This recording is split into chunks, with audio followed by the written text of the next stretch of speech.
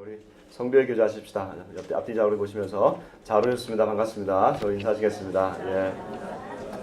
잘 오셨습니다. 반갑습니다. 예. 오늘 이 예배는 우리 소망교회에서 또 함께 오셔서 함께 예배 드립니다. 감사합니다. 우리가 살면서 이제까지 했던 우리 거짓말들 한번 손꼽으면 얼마나 될까요? 손꼽기 싫으시죠? 영국에서 한번 조사를 했답니다. 영국에서 조사를 해서 한 2,000명을 대상으로 조사를 했는데 아마 이게 우리 한국 사람에게도 좀 적용될 것 같아요. 남자가 하루에 거짓말하는 횟수가 평균적으로 6번이랍니다. 자, 그럼 물어볼게요. 여자가 많을까요? 남자가 많을까요? 여자가 많아요? 생각보다 여자가 적습니다. 네. 여자가 평균적으로 3번 정도 거짓말 한답니다. 그러니까 여자가 더 정직한 거예요. 남자가 거짓말하는 내용이 뭐냐면, 특히 이제 그 부부 관계에 있어서 그 거짓말하는 내용이 뭐냐면, 당신은 날씬해. 이게 남편이 여자에게 하는 거짓말입니다. 그리고 나 요 술 조금밖에 안 마셨어. 요거 거짓말이고요. 여자가 하는 거짓말이 재밌습니다. 나 쇼핑 안 했어. 이런 우리가 좀 생활 속에 들어와 있는 거짓말들이 사실 굉장히 많이 있습니다. 아마 여기서 어떤 누구도 거짓말을 해보지 않은 분들이 아마 없을 거예요. 그렇죠? 네. 혹시 나는 거짓말 한 번도 안 해봤다. 자신 있게 손들 수 있는 사람 있습니까? 아마 없을 거예요. 그렇죠? 다 이 거짓말이나 거짓된 행위들은 우리가 다 있을 겁니다. 오늘 우리는 계속해서 10계명을 보고 있는데 9번째 계명, 거짓 증거하지 말라라고 하는 이 계명 앞에 우리가 서 있습니다. 6계명부터 우리가 계속해서 심각한 계명들을 하면서 이제 점점 이렇게 강도는 약해지지만 빈도가 강한, 처음에는 살인하지 말라, 간음하지 말라, 강도가 굉장히 센 것들이었습니다. 그런데 이제 점점 내려오면서 살인이라고 하는 빈도가 많지 않잖아요. 그렇죠? 근데 점점 내려오면서 강도는 약하지만 사실 굉장히 우리가 많이 짓는 죄를 하나님 계속해서 말씀하고 있습니다. 하나님 앞에서는 이 거짓과 살인이 별 차이가 없는 것 같이 지금 하나님이 다루고 계십니다. 그러면 오늘 이 말씀 앞에서 거짓 증거하지 말라, 내 이웃에 대하여 거짓 증거하지 말라, 이 말씀이 사실은 법적 용어예요. 그렇죠? 증인을 섰을 때, 내가 증인으로 섰을 때 거짓을 말하지 말라 이겁니다. 그럼 이게 뭡니까? 거짓을 말하지 말라고 하는 것은 증인으로서 내가 이 상대방에 대해서 진실을 그대로 얘기하라는 거예요. 그렇죠? 그러니까 내가 경험했던 것, 내가 이 사람과의 관계, 이 사람에 대해서 알고 있는 것, 이 사람이 뭘 했는지 그것에 대해서 정확하게 얘기해 주라는 겁니다. 이게 사실로 얘기하는 겁니다. 그러니까 이거를 사실을 왜곡하거나 비틀어 가지고 내가 유익을 받지 말고 또 상대방이 손해를 보지 못하도록 정확하게 사실을 사실대로 얘기하라고 하는 것입니다. 그러니까 이게 참 거짓 증거하지 말라라고 하는 이 계명 앞에 우리가 서 있는 거예요. 우리가 왜 근데 이런 거짓 증거나 거짓말, 이건 뭐 꼭 법적인 용어에서 끝나는 게 아니고 우리의 삶의 전반에 걸친 그런 하나님의 말씀인데, 사실 우리가 살펴보면 우리 이 거짓 증거 내지는 거짓말이 우리 삶에 다 들어왔다고 우리가 동의하잖아요. 그렇죠? 누구도 여기서 피할 수 없다는 거 다 동의되잖아요. 우리가 원래 그런 인간이었나? 원래 우리가 그런 사람이었나? 우리도 잠옷에도 아이들도 있고 우리 아이들도 또 오늘 태어나고 있습니다. 여러분 위에서 기도해 주시죠. 제가 긴급하게 하는 거는 우리 김경희 자매가 지금 출산 중에 있습니다. 또 우리가 지금 또 아이가 좀 태어나고 있어요. 아이가 태어나서 자라고 있으면 이 자라는 거 보면요, 너무 순수하고 순진하고 아이들이 너무너무 순박하잖아요. 근데 이 아이들이 누구도 시키지 않았는데 거짓을 배운단 말이죠. 예를 들면 이런 겁니다. 아이들에게 사탕을 주고 야 이거 절대 먹지 마. 그리고 떠났다 갔다 오면 없어졌어요. 물어봅니다. 너 왜 먹었어?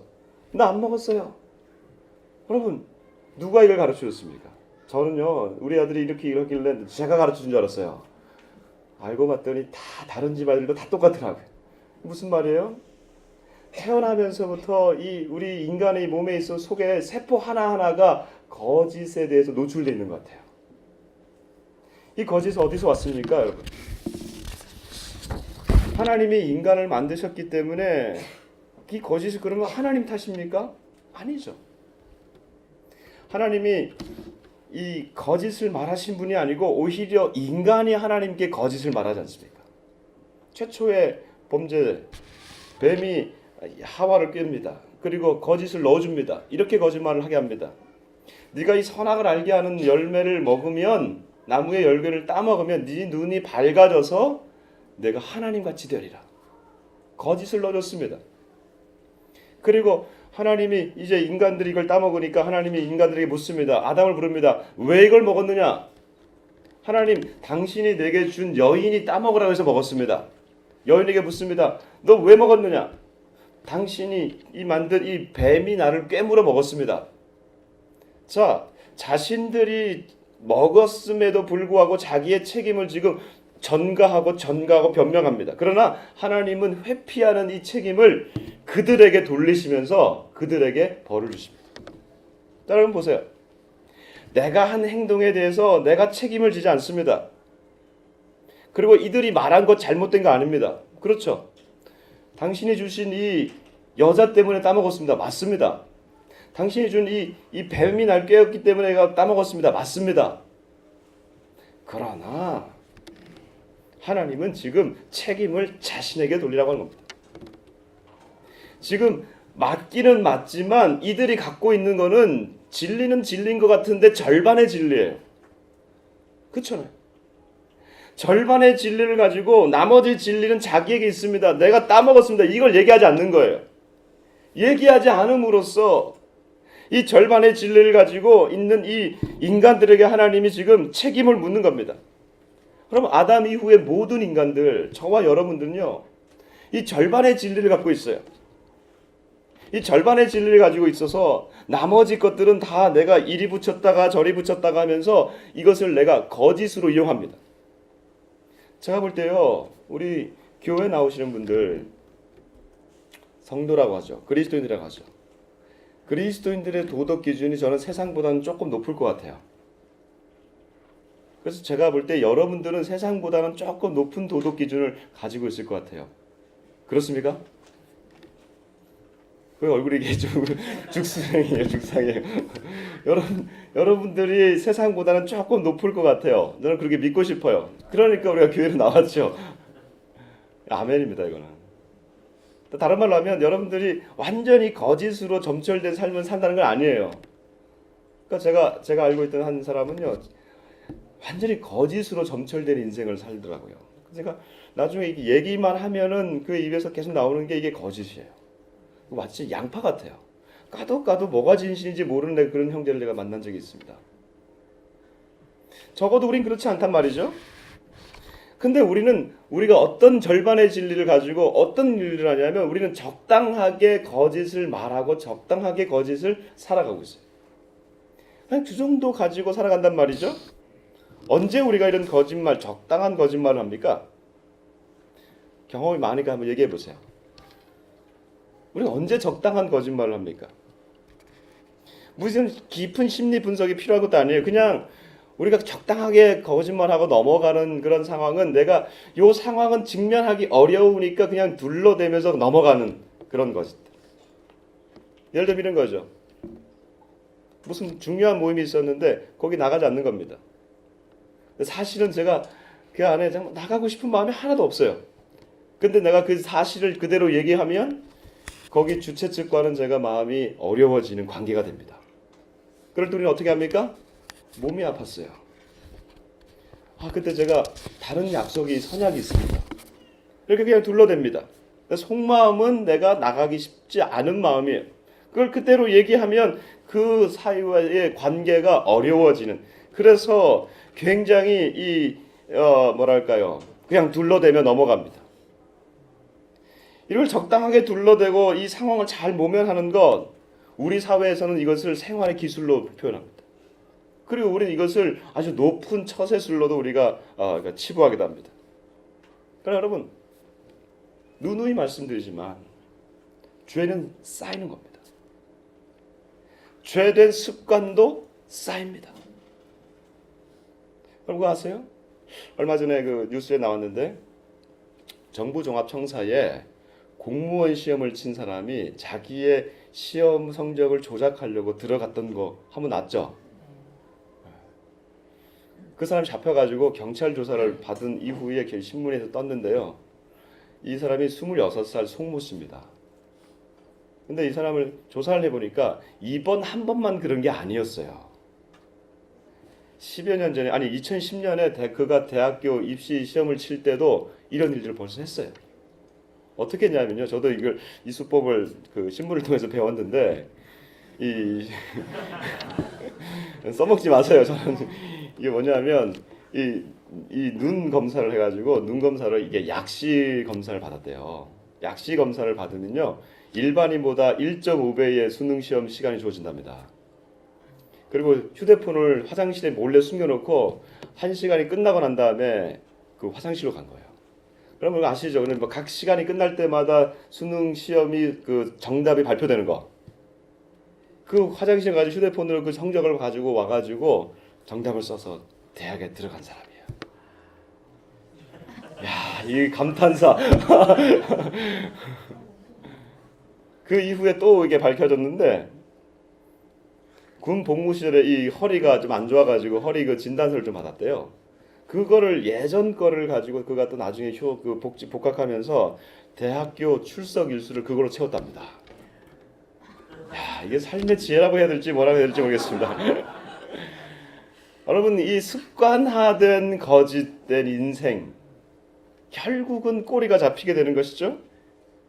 그럼 우리 인생이 그냥 하루아침에 그냥 오늘날에 우리가 있는 게 아니잖아요.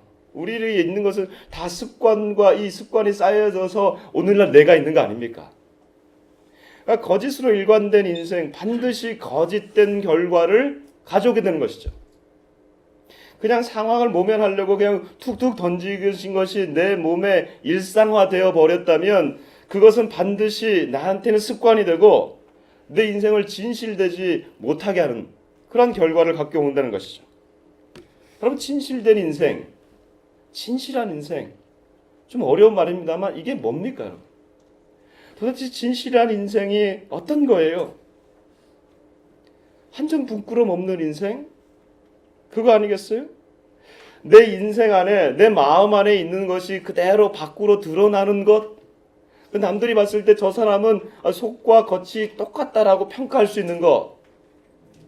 아니, 제가 요즘 그 책을 보고 있는 게 이게 선비정신인데 우리 그 조상들이 그랬더라고요. 우리가 하도 이게 유교에 대해서 막 싫어하고 그래서 그런데 조상들이 갖고 있던 이 청백리 정신, 우리 그 아주 깨끗한 양심을 갖고 있었던 이 선비들, 그를 지조를 지키려고 했던 그 선비 정신들은요, 어쩌면 오늘날 우리 성경에 나와 있는 이 거짓 증거하지 말라라고 하는 이 정신과 뭐 다른 맥락이겠습니다만 그래도 통해 있지 않을까 싶습니다. 여러분, 윤동주가 지었던 이 서시 기억하십니까?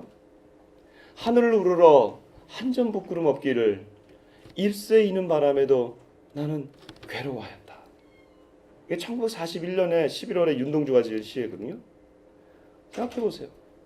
그 청년 그 20대 그 윤동주가 하늘을 우러러 한 점 부끄럼 없기를 잎새 이는 바람에도 그 살랑이는 그 바람에도 이 괴로워하는 이 청년의 이 양심, 선한 양심을 가지려고 하는 이 노력, 이거 아니겠어요? 내 양심이 찔리면서 이 거짓된 인생, 사실을 사실대로 말하지 않는 것, 손해볼 것 같으니까 그냥 침묵해버리는 내 불쌍한 영혼을 우리가 느낄 수 있지 않습니까? 세계 어느 민족이나 어느 문화권을 가더라도 여러분, 거짓을 장려하고 거짓을 말하는 것을 좋아하는 문화나 민족은 없습니다. 그렇지 않아요? 여러분, 혹시 그런데 아세요? 물론 어떤 뭐 특별한 일정 기간의 어떤 정권이나 독재자나 그럴 때 사실을 왜곡하고 그렇게 일을 할 수 있겠죠. 그러나 정권이 영원하진 않잖아요. 그렇죠? 그 독재의 그 시기가 영원하지 않잖아요. 결국은 끝이 나잖아요. 끝이 나면 그 모든 그 안에 감추어졌던 모든 사실들이 드러나잖아요. 거짓에는 반드시 드러난다고 하는 끝이 있는 거 아닙니까? 1960년에 우리나라에도 그 선거가 하나 있었어요. 얼마 전에 우리가 총선을 마쳤지만 3월 15일 날 중요한 선거가 있었습니다. 당시 이승만 대통령이 그 이기붕 씨를 부통령으로 옮기려고 선거를 했는데 그 선거에서 개표 조작이 납니다. 그게 유명한 3.15 선거 부정입니다. 이 선거 조작을 보고 시민들이, 학생들이 특별히 많이 일어났어요. 학생들이 일어나가지고 데모하다가 그 당시에 마산상고 다니던 한 학생이 이 데모하다가 지금 이 최루탄이 이 왼쪽 눈을 그냥 그대로 박은 것 같습니다. 그러니까 원래 그 최루탄은 이게 보면 이렇게 위로 쏘는 거거든요. 근데 아마 이게 탁 앞으로 쏜 것 같아요. 이게 강탈해가지고 이 김주열 이 학생이 죽었습니다. 근데 그가 4월 11일 날 마산 앞바다에서 이게 발견이 된 거예요.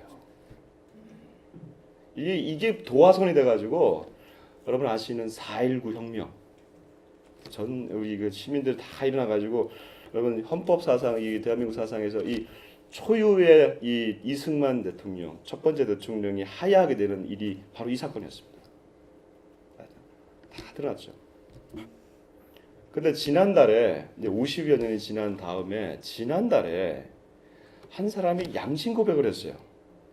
김덕모 씨라고 하는 분인데 이분이 당시 이 김주열 학생이 죽은 이 시신을 자기의 지프차에다가 실어가지고 마산 앞바다에 버렸다고 이게 양심 고백을 한 겁니다. 50년이 지난 다음에. 당시에 경찰서장과 이 경찰들과 함께 다 입을 맞춰가지고 자신들은 모른다 이렇게 해가지고 그가 나중에 아주 경미하게 처벌받고 그냥 지나간 일이었는데 50년이 지나가지고 4.19가 이제 지나갔잖아요 우리가. 50년이 지난 이 시점에 그가 고백을 한 거예요. 그가 이 천주교 신자입니다. 천주교 신자니까 이제 75세가 정도 되니까 이제 얼마 남지 않았지 않습니까? 하나님 앞에 가야 되는 것을 그가 느끼면서 안에 있는 이것을 얘기하지 않을 수가 없는 거죠. 이게 거짓은요 다 드러나게 되어 있습니다. 그리고 거짓은 이게 다 사실로 다시 이렇게 올라오게 되어 있습니다. 인생에 있어서도 그렇고 역사에 있어서도 그렇고요. 여러분 이 하나님이 이 거짓에 대해서 그냥 그대로 놔버려 두지 않는다고 하는 것이죠. 이 거짓은 반드시 드러나게 되어 있는데 더 큰 문제, 이 거짓에 대한 문제는요 우리 양심의 문제에서 끝나는 게 아니라고 하는 것이죠. 사실 우리 양심의 문제로만 끝나는 이 문제라면 우리가 그냥 덮어둘 수도 있는데 우리가 주목해야 되는 것은 이 거짓의 문제가 영적인 배경이 있다는 겁니다. 깊은 영적인 배경이 있다는 거예요. 예수님께서 오늘 이런 말씀을 해주십니다. 우리 요한복음 한번 읽어보겠습니다. 요한복음 8장 43절을 한번 읽어보겠습니다.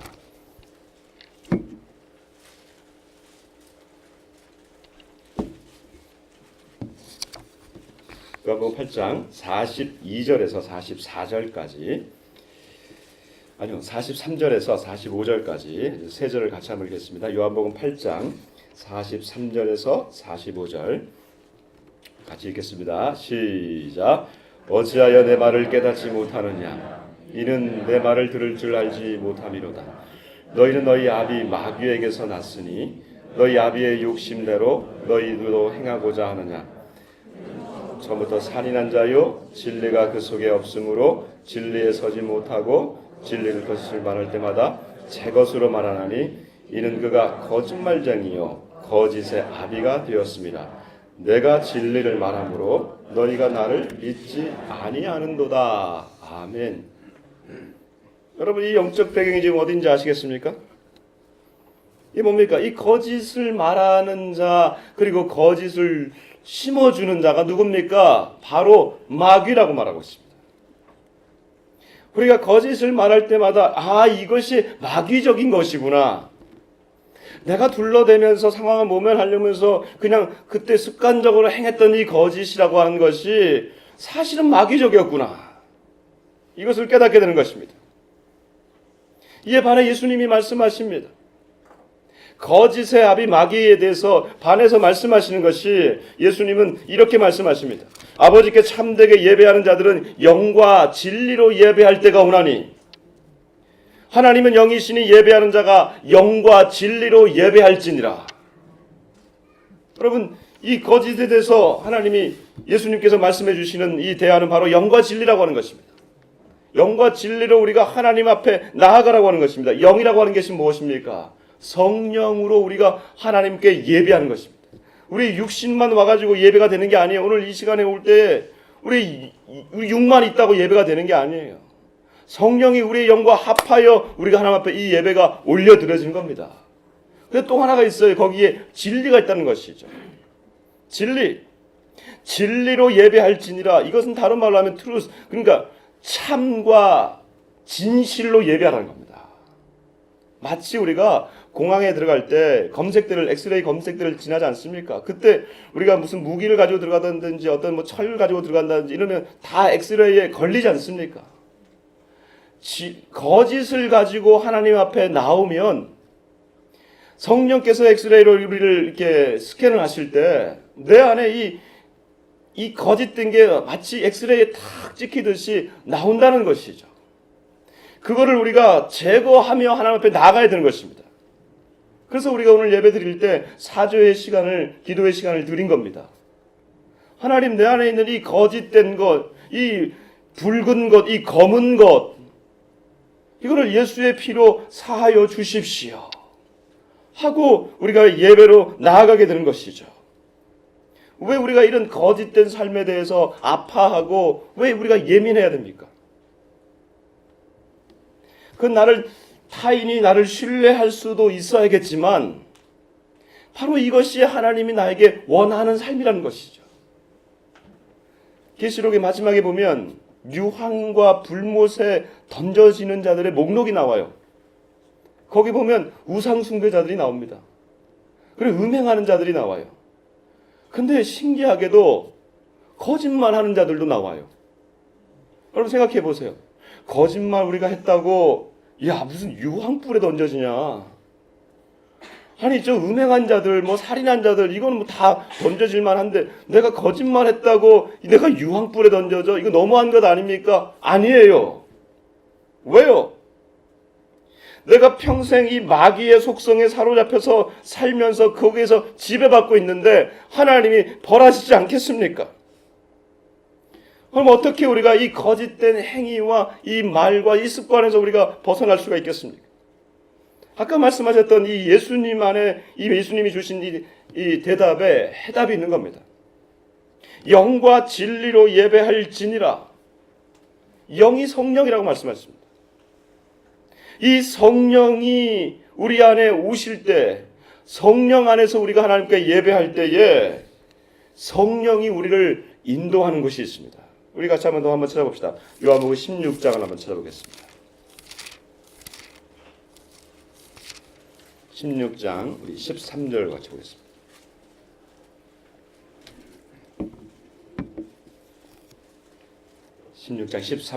요한복음 16장 13절 같이 한번 읽어보겠습니다. 시작. 그러나 진리의 성령이 오시면 그가 너희를 모든 진리 가운데로 인도하시리니 그가 스스로 말하지 않고 오직 들은 것을 말하며 장래일을 너희에게 알리시리라. 아멘. 지금 예수님께서 하시는 말씀이 있습니다. 바로 성령을 보내주시겠다고 하는 것인데 이 성령이 진리의 영이라고 하는 것입니다. 여러분, 나는 진리를 말할 수 있는 힘이 없습니다. 나는 진실을 그대로 진실로 얘기할 수 있는 힘이 나에게는 없어요. 근데 성령이 오시면 그 진리를 말하게 할 수 있는 능력을 주시겠다는 겁니다. 성령이 오시면 진실을 진실로 얘기하게 해주겠다라고 하는 것이 바로 성령님이십니다. 여러분, 진리가 무엇입니까? 많은 얘기를 할 수 있겠지만 진리는 그냥 진실, 사실을 사실로 얘기하는 게 진리입니다. 성령께서 오시면 이 땅에 사는 모든 인생 가운데 하늘의 진실이 풀려지게 되는 겁니다. 하늘의 진실이 뭡니까? 우리는 흙에서 왔고, 우리의 기원은 저 우주 어디선가 온 어떤 그런 진화된 인생이고, 우리의 존재는 알 수가 없고, 이런 진실이 아니라 우리는 하나님의 사랑 안에서 하나님의 형상대로 창조가 되었고, 그 하나님 우리를 너무 사랑하셨는데 우리가 그 하나님을 떠난 인생이 되었고, 그 떠난 인생을 하나님이 너무 불쌍히 여기셔서 당신의 아들 예수님을 보내주셨고, 그 예수님을 십자가에 못 박음으로써 그 예수 그리스도의 피를 믿는 자들에게 하늘나라로 들어갈 수 있는 영원한 구원을 주시겠다고 하는 하늘의 진실을 말하게 하는 것입니다. 성령이 오시면 이것을 우리가 믿게 되어지는 것이죠. 이것이 바로 진실입니다. 성령을 받은 자들, 하늘의 진실을 알게 되고, 하늘의 진실을 믿게 되고, 하늘의 진실을 얘기할 수 있게 되는 것이죠. 그러므로 여러분, 세상의 어떤 공동체보다도, 세상의 어떤 사람들보다도 저와 여러분 예수를 믿는 자들이야말로 진실에 대한 힘을 믿는 자들입니다. 왜냐하면 이게 진리이기 때문에 그렇습니다. 그렇기 때문에 우리는 이 진실을 얘기할 수 있어야 되는 것입니다. 성령 받은 자들이 진실을 말하는 것입니다. 하늘의 진실을 얘기할 뿐만 아니라 이 땅의 진실 또한 우리가 외면할 수가 없는 것입니다. 왜요? 세상의 어떠한 권력도, 세상의 어떠한 정권도, 세상의 어떠한 독재자도 진실을 왜곡할 수는 있지만 우리는 거기에 대해서 진리의 영을 받은 자들이야말로 이 땅의 진실에 대해서도 우리가 얘기할 수 있는 공동체가 바로 교회인 것입니다. 교회는 이 진실을 얘기해야 되는 것입니다. 성경적 진리를 얘기할 뿐만 아니라 이 세상에 일어나고 있는 사실을 사실이라고 말해야 되는 것입니다. 우리야말로 이 세상에서 어떠한 불의가 있다 할지라도 그것에 대해서 저항하고 진실을 진실하고 말할 수 있는 공동체요, 바로 이것이 성령 받은 교회 공동체입니다. 사랑하는 여러분, 이 땅의 교회들이 부흥하고 성장하면서 하늘의 진리는 얘기할 수 있었지만 이 땅의 진실에 대해서는 우리가 때로 얘기해야 될 때 혹시 얘기하지 않았지 않나 생각합니다. 사실이라고 얘기해야 할 때 우리가 침묵하지 않았나 생각해 볼 때가 있습니다. 교회도 그렇고 우리 성도들도 그렇습니다. 내게 이익이 된다 그러면 우리가 얘기를 했지만 이익이 되지 못한다 그러면 침묵하면서 그대로 있었습니다. 여러분, 그렇다면 아담에게 하나님이 말씀하셨던 이 절반의 진리를 가지고 있는, 그래서 하나님이 아담을 벌하셨던 것처럼 우리가 만일 그렇다면 우리 역시 이 절반의 진리를 가지고 있는 아담처럼 하나님이 죄 없다 하지 않으실 것 아니겠습니까? 사랑하는 성도 여러분, 오늘 우리 이 구계명 앞에 서 있습니다. 진실을 진실로 우리가 얘기할 수 있는 그러한 자들이 되기를 주님으로 축복합니다. 그리고 여러분들이 가지고 있는 그 권한 안에서 진실을 진실로 사용하십시오. 여러분이 속해 있는 조직 안에서 여러분이 갖고 있는 권한이 있지 않습니까? 그 권한을 왜곡하지 마십시오. 자신의 이익으로 취하는 거짓을 여러분 삼가하십시오. 여러분이 비겁하게 침묵함으로써 타인이 고통을 당한다면 성령 받았는지, 내가 정말 성령 받은 그리스도인인지 다시 돌아보시길 바랍니다. 사실을 사실로 얘기할 수 있어야 될 것이고, 어떠한 상황이 있다 할지라도 하늘의 진리는 포기할 수 없습니다. 오늘 이 아침에 제가 교회 나오는데 중국으로부터 한 비보를 들었습니다. 여러분 잘 아시는 해산 바로 앞에 중국에 장백이 있습니다. 장백에 보면 장백 교회가 있어요. 그 장백 교회는 오랫동안 이 탈북자들의 루트가 되었고, 그 조선족 교회 아주 중심 교회였습니다. 거기 오랫동안 사역하셨던 한충렬 목사님이라고 계신 분이 계신데, 한 목사님이 어제 저녁에 순교하셨습니다. 어떤 일이 있는지 모르지만 어제 저녁에 오후에 순교 당하셨다고 지금 뉴스에 뜨고 있습니다. 여러분, 하늘의 진리를 어떠한 일이 있어도 우리는 포기할 수 없습니다. 하늘의 진리를 얘기하는 것과 함께 이 땅의 진실을 우리 역시 포기할 수 없습니다. 하나님이 둘 중에 하나만을 선택하라고 말씀하지 아니하시고 하늘의 진리를 얘기할 뿐만 아니라 이 땅의 진실을 우리가 그대로 사실을 사실대로 얘기하기를 하나님 우리에게 원하시고 계십니다. 그것이 바로 성령 받은 자들이며 성령 받은 공동체가 해야 할 일입니다. 사랑하는 여러분, 이번 한 주도 성령 받은 자들로서 이 일들을 잘 감당하시는 주의 백성들 되시기를 주님으로 축복합니다. 하나님 아버지 감사합니다.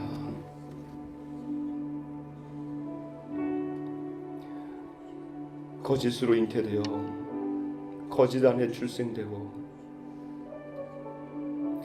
거짓의 습관이 몸에 배어있는 우리의 인생이었음을 이 시간 고백합니다. 성령이여 우리 안에 들어오시고 성령으로 충만하게 하셔서 우리의 부정직을 몰아내시고 쫓아내시고 세포 하나하나마다 있는 잠겨있는 거짓된 습관들이 씻겨지게 하여 주시고 예수의 피로 다시 한번 새로운 피조물이 되게 하여 주옵소서. 내 입에는 정직을 얘기하게 하여 주시고 있는 것을 그대로 얘기할 수 있는 용기를 허락하여 주옵시고 하나님께서 우리에게 부여해 주신 이 하늘의 진실을 또한 나눌 수 있는 우리들 되게 하여 주시고 이 나라가 되게 하여 주시고 북한이 되게 하여 주셔서 진리가 진리로 선포되어지게 하시고 왜곡당하지 않게 하시고 시아의 사람을 숨죽여서 오늘도 예배하는 자들 그 아픔을 주님 위로하여 주시고 그들의 진리를 진로 선포할 수 있는 날이 곧 올 수 있도록 하나님 인도하여 주옵소서. 우리 공동체가 진리를 얘기하고 진실을 살아갈 수 있는 공동체 되게 하여 주옵소서. 감사하며 예수님 이름으로 기도드립니다.